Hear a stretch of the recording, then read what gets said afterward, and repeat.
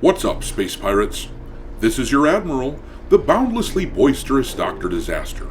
And if there's anything that we have learned in the past few years, it's that game studios really ought to avoid the hell out of controversies leading up to the release of their games. The games that embrace controversy have gotten punched right in the face by gamers.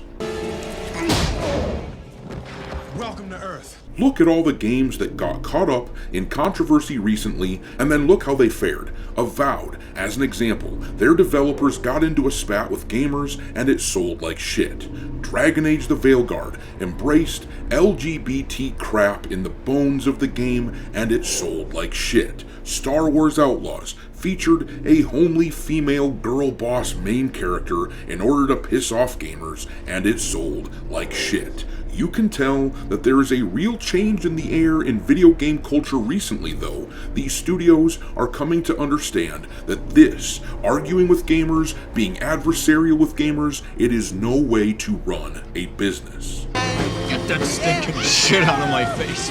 And it's with this in mind that I have to say that Gearbox can't be too happy to learn that parent company Take-Two has put out a new user agreement that a lot of gamers are saying turns their games into spyware, and as a result of this, gamers have decided to review bomb the Borderlands games on Steam.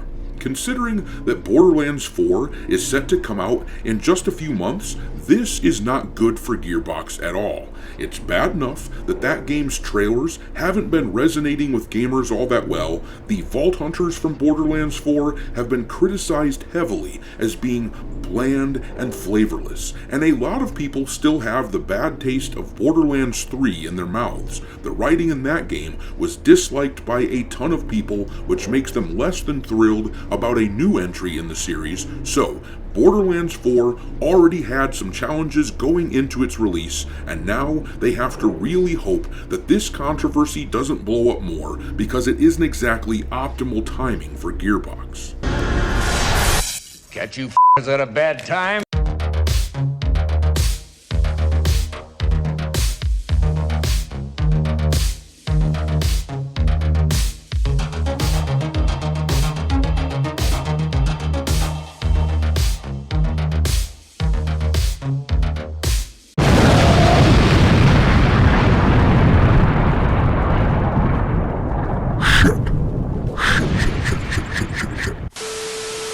Alright, me hearties, make sure you hit the like button on this video, subscribe to the channel if you haven't yet, and also, please consider supporting the channel by becoming a member. Audiobook of a dark fantasy novel I've written is currently available for members only, and there is also a space pirate cartoon that I'm working on. The thing is, we can't just complain about what we don't like in culture, we have to provide alternatives to the mainstream crap, where the makers clearly hate normal people. So, I humbly ask that you consider supporting the channel for as little as $5 per month, because I assure you that I don't hate you. Anyhow, let's talk about this review bombing situation going on with Borderlands. For once, I might actually agree with a journalist who calls something a review bombing campaign. They aren't using the term to protect a poorly made video game or TV show for once. They are actually using the term in what I would call a relatively appropriate way. This actually is people dropping reviews on a game for reasons that aren't actually tied directly to the game itself. But let's read about what is happening in this article here from Games Radar. The article says, ahead of Borderlands 4, fans of the action RPG series from Gearbox Software are rallying online to share their thoughts on Take-Two Interactive's new terms of service. As pointed out by a player in a recent Reddit thread, the Borderlands games are currently facing a review bomb of sorts on Steam. The debacle boils down to Take-Two's recently updated user agreement, which is outlined on the holding company's website. People are review bombing the entire Borderlands series because of end-user license agreement changes that can apparently gain root-level access to your machine under the guise of anti-cheat software. The poster continues, explaining how fans are upset at the prospect of Take-Two collecting personal info like accounts, passwords, telephone numbers, etc.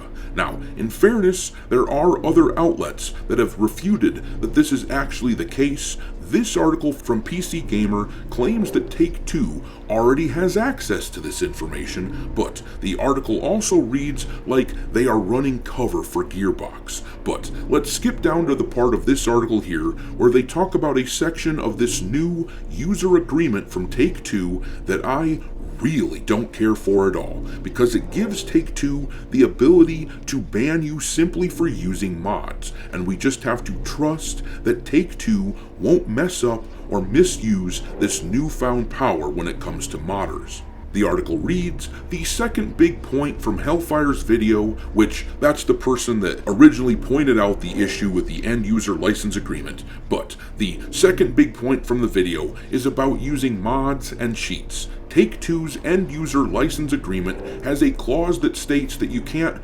use exploits of illegal or unauthorized means to interfere with or adversely impact any other user's ability to use the servers as intended, which Hellfire claims is bad news for modders all around. The clause could hypothetically be used to crack down on regular modders, but it seems premature to assume it will be, as the whole section is about interfering with other players and ruining their experience with the game while you're playing online or using cheats to access things like DLC that you don't own.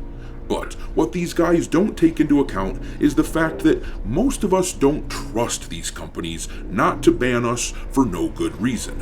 What if someone is a vocal critic of this company and then uses an innocent mod to simply change a character's appearance or something like that? The company could theoretically ban this person for using the mod, citing whatever flimsy excuse they want, considering how adversarial most of the gaming companies have been with large sections of their audience over the past decade. This is not the sort of thing that I'm comfortable with. I also don't like the idea of the agreement basically guaranteeing that they can gain access to my information. The whole thing just plain stinks, and I personally can see why people would be upset.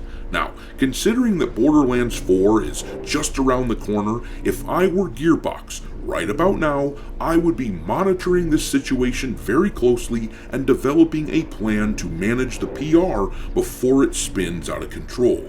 Look at what happened last year with Helldivers 2 and something as simple as the requirement for PSN for Steam users. Look at Stellar Blade and the changes they made to the outfits of that game and how chunks of people who normally would have purchased that game decided not to grab it. Both of those ended up being successful games, but their success was hamstrung for sure. The controversies can damage the sales of games, any game, and the controversy can end up being just about anything. And in a world where the industry is struggling at large and studios need every sale they can muster, well, this needs to get dealt with sooner rather than later if you're Gearbox. If I were them, I'd put out a statement clarifying how the agreement will be used. I would do my best to reassure gamers that everything will be okay. In the best case scenario, they would change the agreement to make gamers happy, but that might be hard to do since it was released by parent company Take-Two. We'll see what happens though, but I'm gonna leave it there. What do you make of this controversy? Do you get why people are upset, or do you think this is all an overreaction? Drop your thoughts into the comment section below, and we will talk there. Thanks for watching, me hearties. If you haven't already, your Admiral is inviting you to subscribe to the channel and become a part of the crew. Life as a space pirate may not be glamorous, but there's always plenty of booty.